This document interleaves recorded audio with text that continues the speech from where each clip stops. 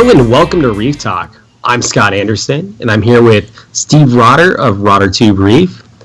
And today we're going to talk about nano tanks. Steve is thinking about getting another nano tank. I've got a 5-gallon that I've purchased. Well, it's actually my wife's. And then we've got another one that's on back order. So we're just going to kind of talk about nano tanks, what's good about them, what's bad about them, and kind of how things are looking for us. So, Steve, you've been kind of thinking about a JBJ all-in-one. What do you like about all the all-in-one setups? I know you've had a 28-gallon in the past. Yeah, that was my first tank. I love them. I just love them. They're I don't want to say easier to take care of, but they are easier to take care of. There's no sump, there's no skimmer. I mean, you can buy a skimmer to go inside the back compartment, but for those of you guys who don't know, here's a photo of one now. We'll throw that in there. Of an all-in-one, and an all-in-one is just what it says. It's an all-in-one. Think of it as like a big box for your aquarium, and then there's like a compartment in the back that's 3 inches. It takes away about 3-4 inches away from your tank, and that's where all your plumbing is, and the pumps that come with it, the filtration, the media basket. The water will flow through the top grates into the media basket through the sponge to catch all the nasties in the water. You'll clean that weekly, and then it's pumped back up with the pumps that are included. Comes with a lid. These smaller models come with lights built into the lid with fans to keep them cool. The JBJ 45, designed by JBJ, it's a 45-gallon, comes with glass tops. It's a rimless, so it's really cool. It's just water. And it does come with glass lids, and it looks really nice. I would have no lids on it, but then you run the risk of fish jumping out. And it's happened to a lot of people. That's what I don't like. So I'd probably use the glass lids. Another reason for not having a top is it allows just the water to be there. It just looks cool. But also, more importantly to me, is it allows the gas exchange so the gases can escape out top of the water, and it helps to oxygenate the water for the fish.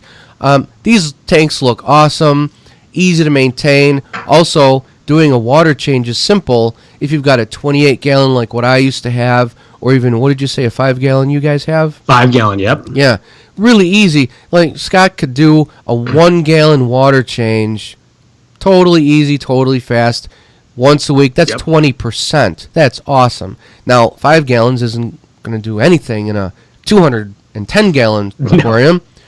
So there's more time to make the water, more time to do the change, more time to do the vacuuming. I love these all-in-one units. I really do. So I've been on the fence with getting another one. My 28-gallon is now with my brother, who entered the saltwater hobby about a month ago now, and he's doing pretty good.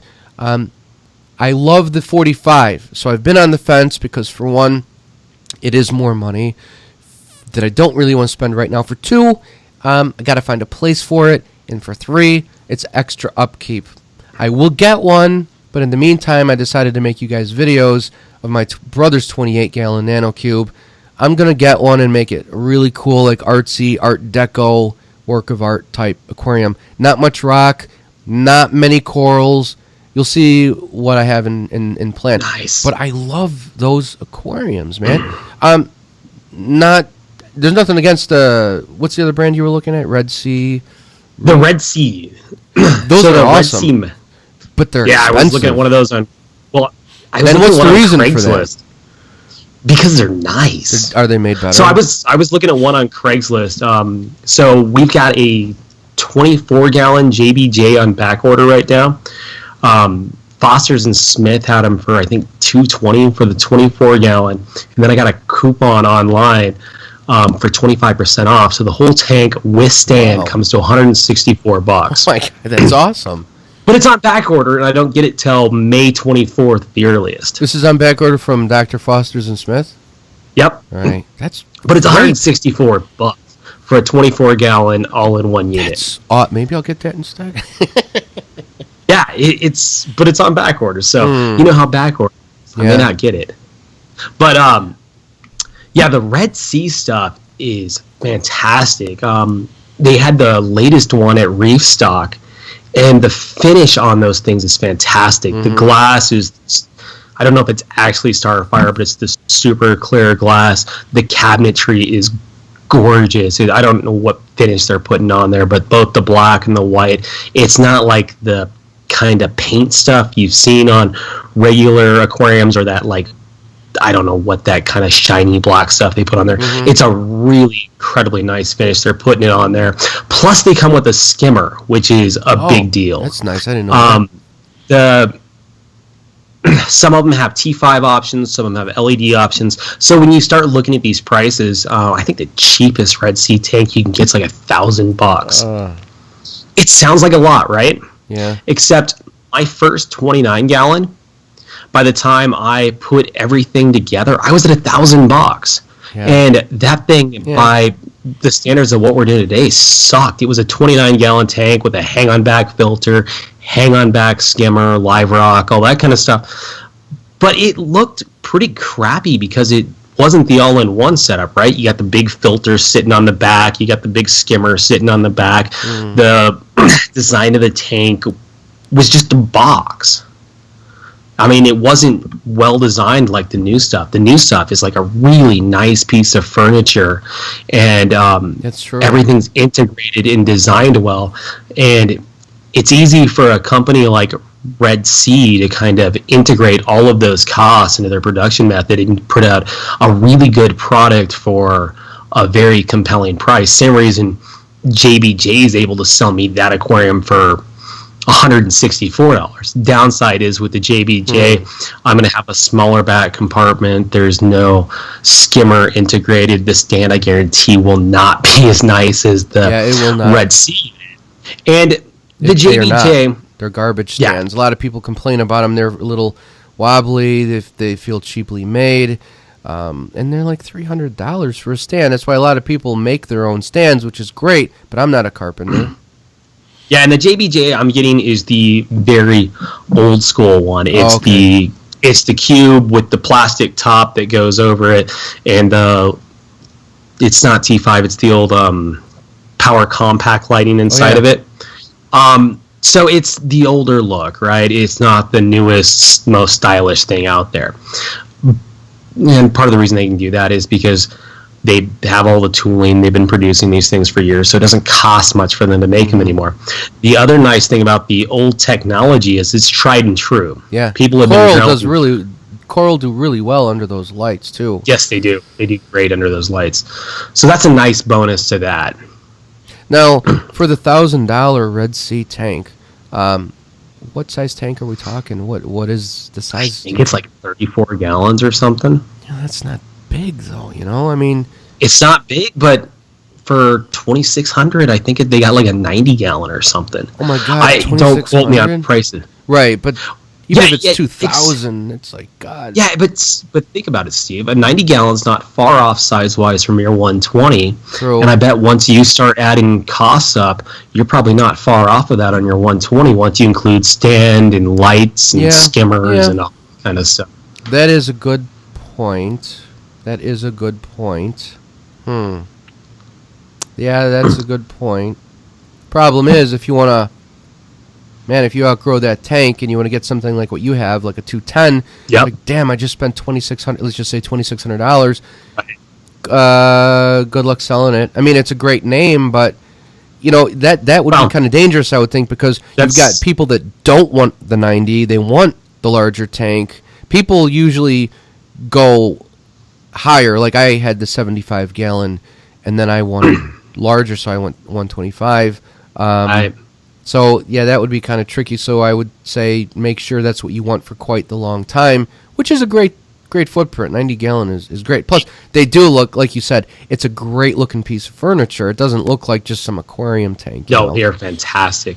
The really cool thing about the newest Red Sea one, I don't know if it's with all of them, is they're putting in an expandable sump thing. So if you decide that you need more filtration than what the than the built-in back system has, they actually have a sump that you can put in there with the auto top off and all that. So they're trying to build these to be pretty expandable. So the all-in-ones are just the coolest looking ones if you want to go with a small tank. Yeah. And if you're doing a small tank, that's pretty much the only way I would personally go, right? Even with my little 5-gallon, we went ahead and got the all-in-one style because it hides the equipment so nicely and it looks so good. That's one thing I forgot to mention, because your aquarium is all glass or plastic, whatever, but then the back wall is black. And behind that black wall is your compartment, which takes away 3 or 4 inches of your tank. So everything's hidden behind that black wall. It's awesome. I can't stand seeing anything in the aquarium. I don't like cords. I don't like... Yeah. You can have the best looking aquarium, but if I see a heater in it, that's just a fail. Just my opinion. So I put I'm with you. I put my heaters in my overflow boxes. I used to have them in my sump, and that worked great. But there's a good reason to have them in your overflow boxes too, out of sight, out of mind. There's no risk of cracking them if you're moving things around in your sump. Plus, let's say there's a power outage. If you've got water heated in your sump, it's not flowing back up into your tank. Whereas if you've got it heated in each overflow, it'll just help keep your tank a little warmer. Whatever. So anyway, I don't like seeing anything in my tank. That's another reason why I absolutely love the all-in-ones. And if I didn't have my 125, I'd have an all-in-one, and I'd probably save up and get that 90, because I would like the larger tank. But there's a lot to be said for big tanks. As I think everybody who watches this knows, I'm a huge fan of big tanks. And my wife got the 5-gallon, and I gotta say, I'm really falling in love with nano tanks again. I mean, it's been really cheap to set up. It's been super easy to take care of. I'm loving just doing a 1-gallon water change. I bitch about water changes on my big tank, but a water change on a little tank is so easy. Yeah. And then you can enjoy the tank more because it's easier to take care of. It's a smaller footprint, so there's less maintenance to do. Less vacuuming, less water changes. A lot of the corals I've been avoiding in my big tank have been like zoanthids and acants and stuff like that. The really colorful stuff that's expensive when you get big pieces of it. Like an acan that's going to look good in my 210 is a very expensive piece. But the acan that my wife has in her tank was like $10. And since it's a small acan in a small tank, it looks right.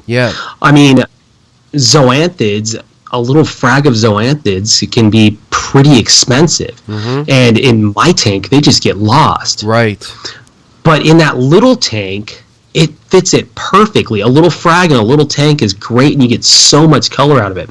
I'm finding in that little tank, it's so easy to add a ton of color to it. I mean, stuff that would be just stupid expensive to do in a big tank. That's exactly it, too. All those frags would be lost. It would look weird in your tank. You'd have to wait for a while for them to grow. Oh yeah.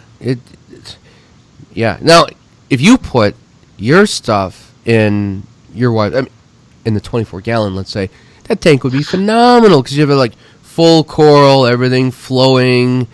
Now, if you wanted that same look and feel in your tank, the 210, man, you'd have to buy a lot of coral. Oh, yeah. And close to full size, and that would be very expensive. So that's another reason to like the nanos, less maintenance, a lot of color, as you said, all the reasons that you mentioned. I love them. Plus, they don't take up much room in your home. And if you decided you don't want to be in the hobby anymore, you put it in the basement. You just move it. Most of these you can carry empty by yourself or with 2 people. You got a 210, you want to downsize. What are you going to do with a 210 or a 125? So, I'm not saying they're better, but there's a lot of good reasons to have a nano. The other thing I think is, you mentioned moving. If you're a person who moves houses, a big tank is a horrible idea. Even like a 75 is going to be way too big if you move every year like some people do.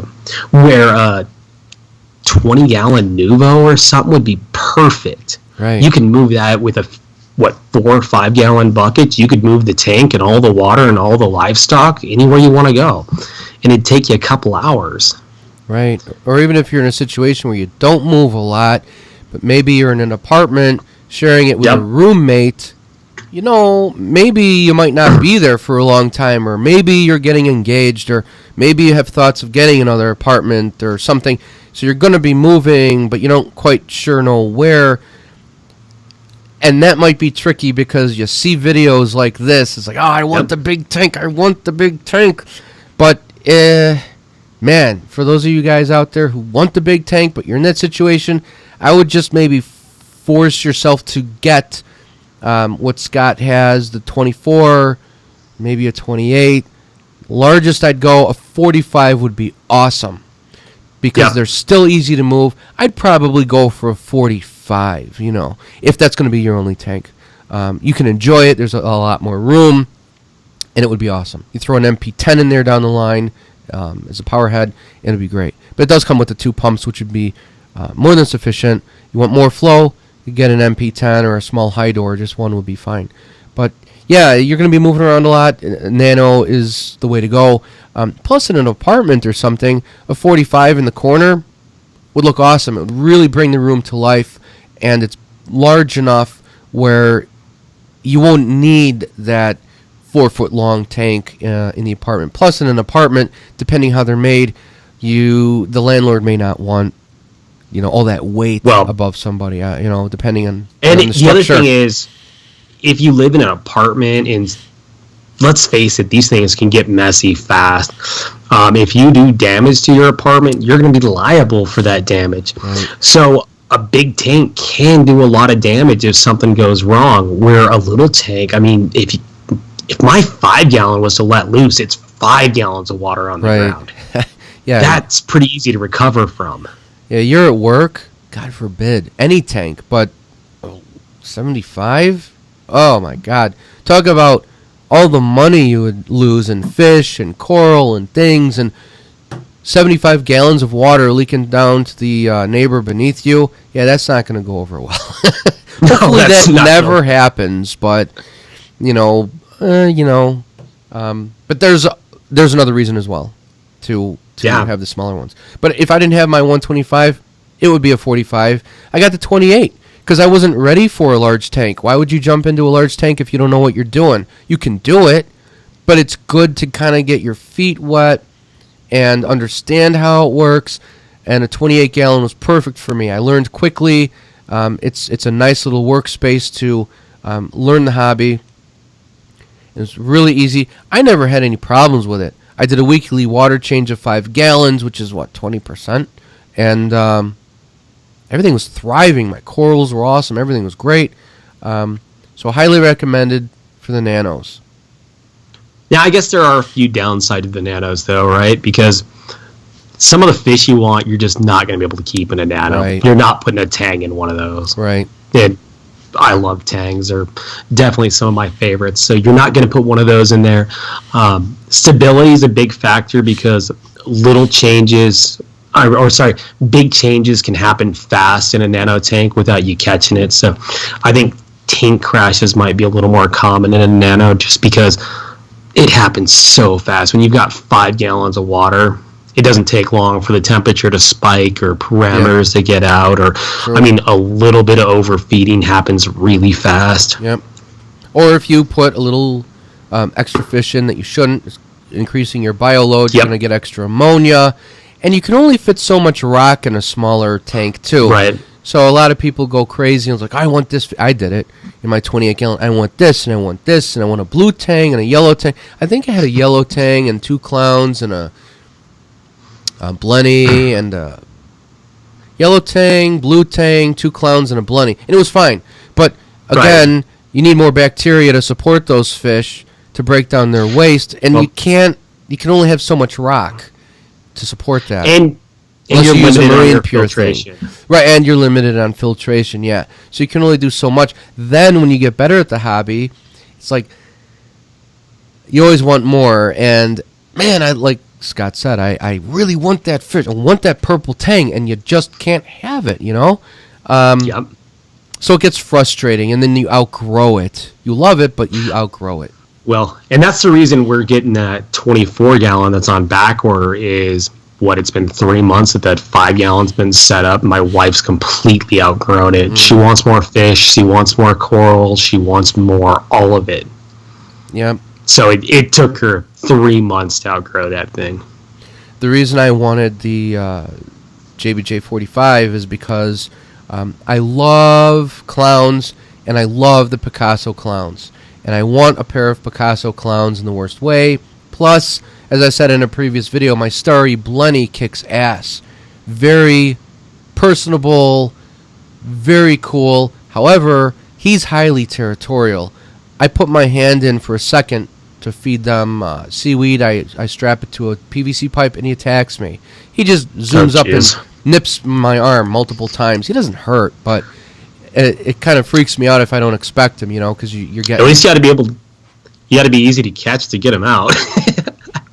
Right, well, he's smart, because I tried doing that with the net, and now he knows, so if I put my hand in, he actually hides.